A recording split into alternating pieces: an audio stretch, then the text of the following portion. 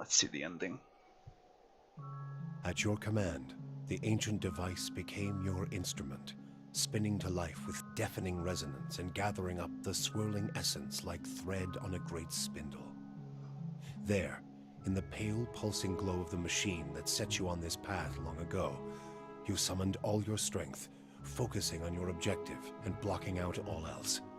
With a single concussive blast that rocked the chamber and sent you tumbling to the ground, you freed the souls from their stasis.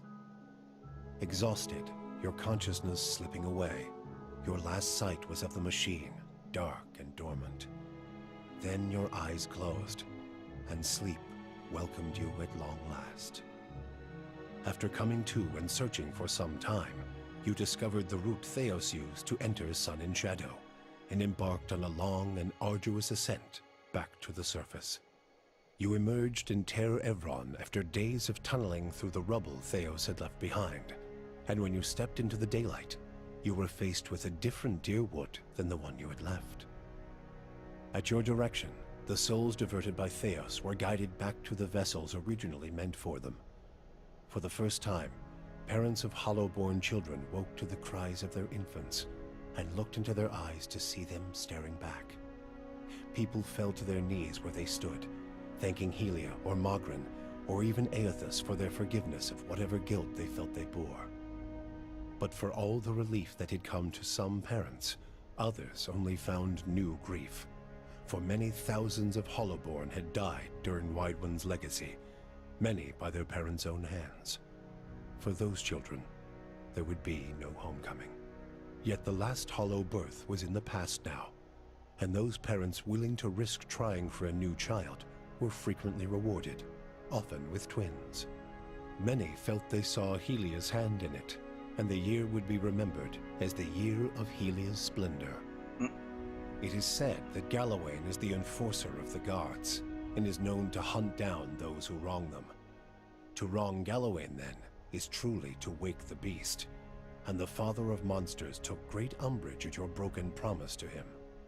Along with Mogren and Abidan, Galawain embarked upon a more direct approach to claiming his quarry. In the months that followed, the frontier settlements of Dyrwood were inexplicably attacked by packs of beasts and monsters, suddenly organized and unafraid to approach Kith on their own land.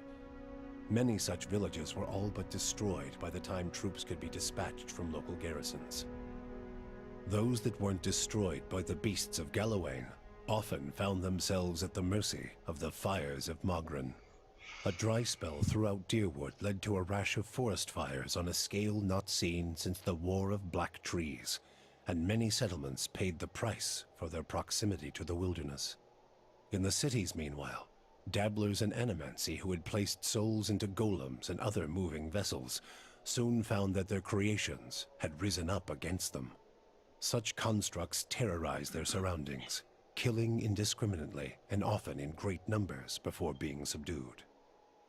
Followers of Bereth have a saying that life is a debt all must pay in death, and their god is known to always collect what is owed. In breaking your word to Bereth, a debt was created. Souls were owed to the cycle, and the agents of the god of inevitability would not be refused. An epidemic of unexplained deaths struck Dyrwood in the days that followed the legacy. Most often the dead would be travelers on the road, known to be a favorite target of Bereth's Pallid Knight, who exacts impossible tolls from those who have journeyed for too long. The elderly, too, seem to pass on in alarming numbers. But just as often, the deaths appeared to strike randomly, and for no reason at all. Those who sensed the involvement of the twinned god dubbed the calamity Bereth's Price, supposing it a payment for the end of Wideone's legacy. Lord Radric's zeal had brought him back to life once, but it would not do so again. Radric's destruction at your hands spelled the end of his suffocating rule over Gilded Vale and the surrounding area. In his absence, the village prospered, becoming a popular destination for new settlers anxious to leave Defiance Bay after the riots. Without a nearby ruler, it also grew more wild, with many settlers moving on as soon as they'd arrived, turned off by lawlessness that was excessive even by Dyrwoodan standards. Nevertheless, Despite the challenges of living there, Gilded Vale had survived, and would continue to survive for the foreseeable future. Following the assassinations of Duke Avar Wolfgren and Lady Webb, Defiance Bay was thrown into political upheaval. In the ensuing weeks, the streets had become the domain of looters and blackguards. Few dared to step outside their own doors alone or unarmed. But once the dozens had regrouped in the wake of the riots, they quickly put an end to the criminal activity. They patrolled the streets in droves and administered their brand of law on any perceived offenders. This was not the erratic justice of the mob, however. The dozens had taken to heart the strengths of their adversaries, the Knights of the Crucible, and emerged as a far more organized, disciplined force. With the waning strength of the other Defiance Bay powers, the leadership of the dozens took the opportunity to establish its own group as the dominant peacekeeping force in the city. The dozens would soon find themselves overwhelmed by the problems of a leaderless metropolis. But they found an uneasy new partner in the surviving forces of the Crucible Knights, who understood the city's infrastructure and were able to keep the worst of its problems under control. The destruction of the machine atop Ter Noaneth spelled the end of the reanimated corpses in Heritage Hill. Though at first few were willing to venture into the abandoned district, it was soon cleaned out and rebuilt. The district's horrors still fresh in people's minds, it would be some time before it was fully repopulated. But eventually the lure of cheap prime land would all but erase the memory. The Duke's assassination at the apparent hands of an Animancer had caused catastrophic rioting in the streets of Defiance Bay. But those who had escaped the melee in the palace hearings remembered the testimonies of the strange guest who had shown up that day and absolved Animancy, implicating the Leaden Key instead. The rumor spread quickly, and soon the popular belief was that the assassin had been a Leaden Key spy. When the legacy had lifted, people came to see it not as a sign that the riots had been according to the gods' wishes, as Theos had hoped, but as a confirmation that Animancy had never been the source of the problem in the first place. Deerwoodans instead convinced themselves that the riots had somehow purged Defiance Bay of Leaden Key spies, and that the end of Widewind's legacy was their well-deserved reward. The rage against Animancers was quickly forgotten, and those who had survived were permitted to return to Brackenberry Sanitarium and rebuild it so they might resume their studies. Abydon's renewal brought new vigor and purpose to a god long known for quiet, steady labor. Handicraft saw a revival in the Deerwood, and no smith wanted for an apprentice. Additionally, Abydon's restored interest in preservation led to redoubled efforts to survey Engwithan ruins. Animancers and craftsmen alike found much to study, but tensions with Aer Glanfath rose. Why?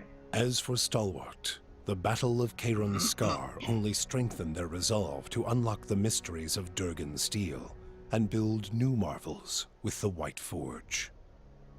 However, Stalwart's ambitions brought them into further conflict with the Raid Serens, as more and more impoverished communities gathered at the border and vowed to finish the work of the Iron Flail. It would be many generations before the region saw peace. Right. The battle against the Eyeless left Stalwart more hostile than ever toward the ogres in its midst, and the villagers grew bolder as they grew more prosperous. After a handful of bloody skirmishes, the Flames That Whisper clan left the Russet Wood to seek a quieter, more isolated home in the White March. While many such places existed in the mountains, the crossing was treacherous, and the ogres often found themselves embattled with other clans whose territory they passed. Less than half of the Flames That Whisper survived the journey, but those that did found a haven far from Kith lands. Maneha never found the Salt Well, but she found a kind of peace in her duties as a gift-bearer and in the ebb and flow I don't of give her a journeys. fuck about her. As she traveled and accepted, No, I the don't give a fortress fuck of about her. Cadnua emerged as a bastion of security in the midst of an untamed land, becoming the envy of every thane and earl in Deerwood. Legend grew over time of its impregnability, and stories of formidable invaders easily scattered by the keep's defenses became popular around the hearths of Deerwoodinians. Likewise, it also became a beacon to travelers, merchants, and visiting dignitaries alike. Reputed as the finest fortress in all Dyrwood, people would journey from near and distant lands alike to experience its fabled hospitality and grandeur. After the death of the Master below, a strange quiet fell over the endless paths of Ad Nua. The attacks on the fortress above ceased, Ad Nua's silent titan the closest remaining thing to a master in its musty, forgotten passages. Pallegina had gone against the Duke's Bell's orders by inventing a new trade arrangement with the Anamenfath to accommodate the recovering Dyrwooden market.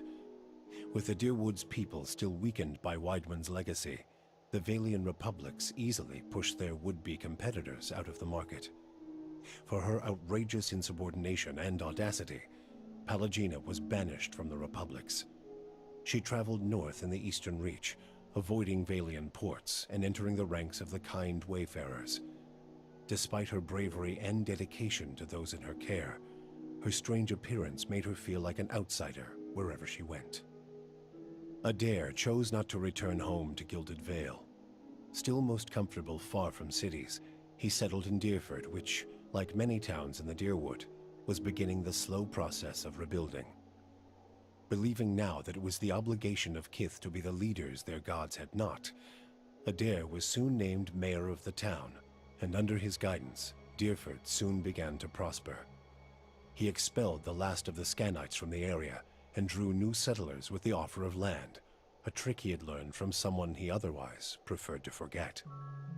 With each passing day, Dyrford would come to more closely resemble the Gilded Vale of Adair's childhood, the one worthy of its name. When the dust settled in sun and shadow, Aloth looked upon the remains of Theos Exarchanon, his former master. He saw where the Grand Master had gone wrong and what would be required to undo the harm Theos had wrought. With a flick of his wrist, he burned Theos's robe, headdress, and every other symbol of the man's power. Never again, he vowed, should Kith live in fear and blind obedience to an authority they did not understand.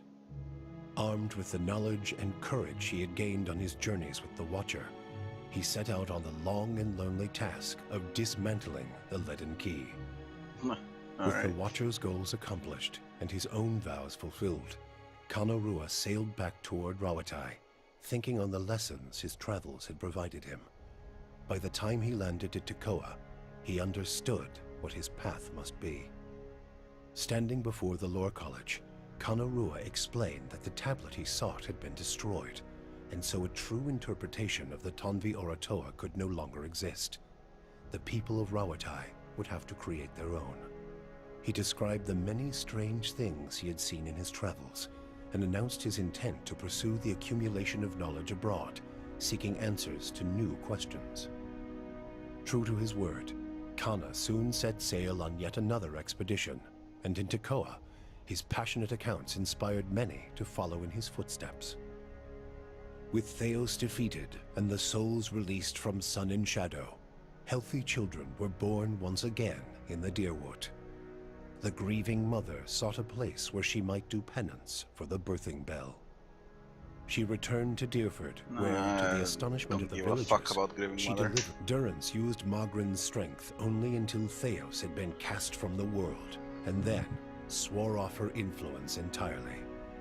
Regret came to weigh heavily on his mind, and a man who had never previously lacked for words or opinions came to embrace silence and contemplation. He continued to wander, penniless and destitute, searching now not for the reason for his goddess's silence, but for a mechanism for revenge. The charred robes he continued to wear as a reminder that he had been burned by his goddess, and not just by the flames of the Godhammer. You and Sagani never found Persoc together. The Adra figurine 20 years passed before she also learned that, for you, the death of Theos brought an end to your waking visions, and a silence to the whispers of the past. In their absence, you were able to sleep. The questions of a distant lifetime ceased to trouble your soul. All that remained was what to make of the answer. But at the moment, there was little to be done, and the matter would have to wait. A long journey loomed ahead. Well, I think I got the best ending. I did everything I could. There is one little thing I want to do before I end the stream. I want to check